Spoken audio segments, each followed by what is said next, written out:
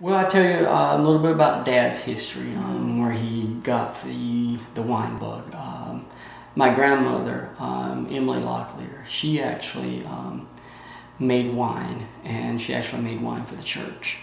And so, they had Dad, and I always thought actually it came from my grandfather, and it wasn't until later I found out, oh, that was just all Grandma.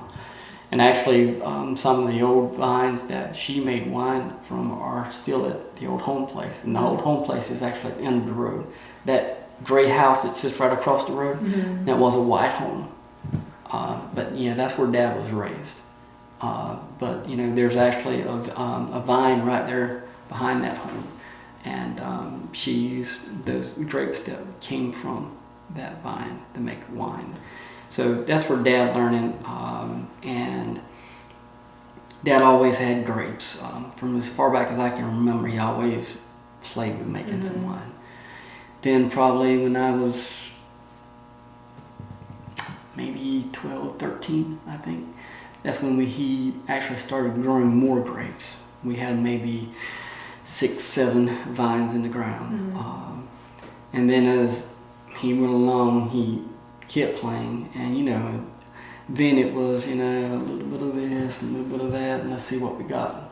Never, okay, I'm gonna put 5 pounds of this, 10 gallons of this, and okay, we got the recipe.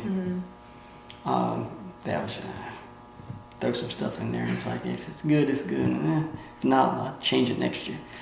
So he did that, and he always talked about when he retired doing something with fruit trees. So as he's playing with that hobby, I played with it some, not that much. It was more of helping him. When I moved up to Durham, I actually started making beer. And I started making beer because it's so similar.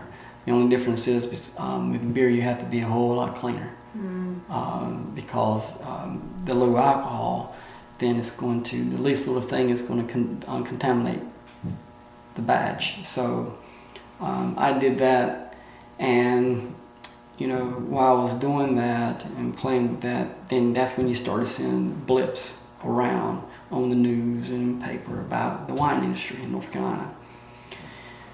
So I got looking at it and said, and I think this was in 2001.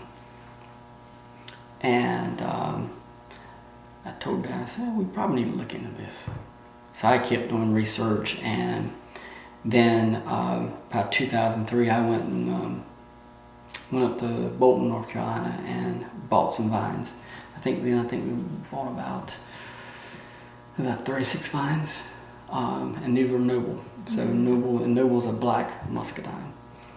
So we bought those, and one of the things that I was doing with that is, okay, let me see how hard it is for the planting and setting up the trellis. Because the trellis is the hardest thing.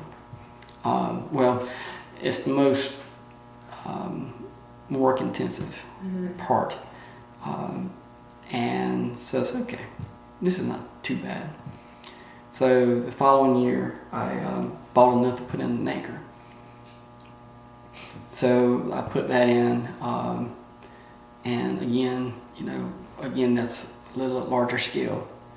So, to me, I like to, it's like eating, anything. It's like I like to take a little bite at a time and digest it and see whether or not, there's something I really want to do. So that went okay. So in 2006, that's when I finished out the 6.5 acres. And really, I pushed it along, but it started with Dad. It was Dad's dream to do something like this.